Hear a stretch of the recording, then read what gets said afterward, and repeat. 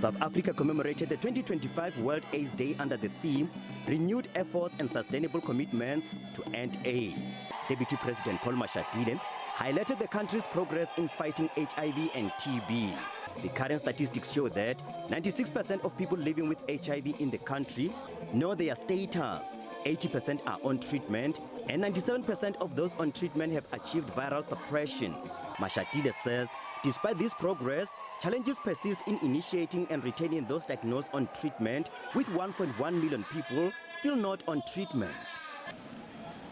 To confront the stubborn second 95, we launched one of the most ambitious national recovery efforts on the 25th of February this year, known as the 1.1 million Close the Gap Treatment Acceleration Campaign. That's the one Minister was explaining not long ago.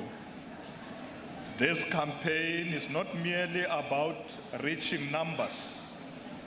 It is about restoring life, reclaiming hope, and bringing our people back into a system they drifted away from for many complex reasons.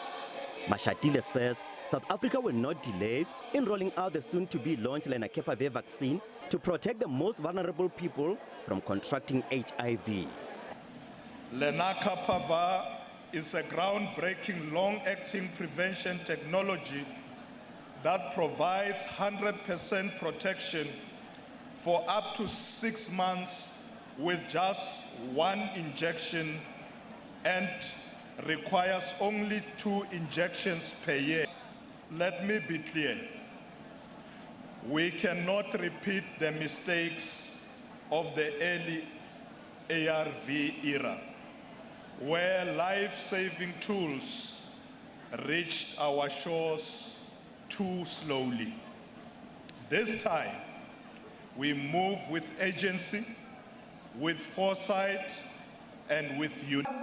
The UNAIDS says, despite funding cuts on HIV and AIDS, South Africa's HIV response is unmatched.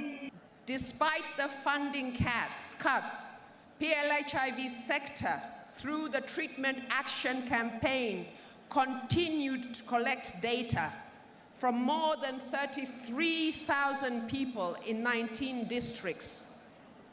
Today, South Africa funds nearly 80% of its HIV response, a commitment unmatched in sub-Saharan Africa. The community of Ga-Masemola says the hosting of the country's World AIDS Day commemoration in their community will remind those living with HIV that they are not alone.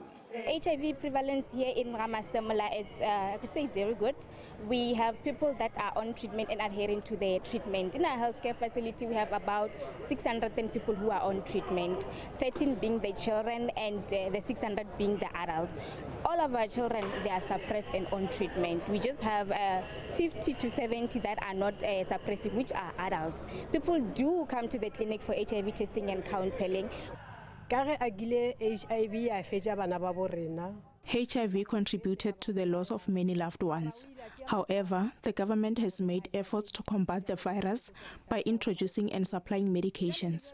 We urge the government to continue fighting this scourge, especially for the sake of our young people.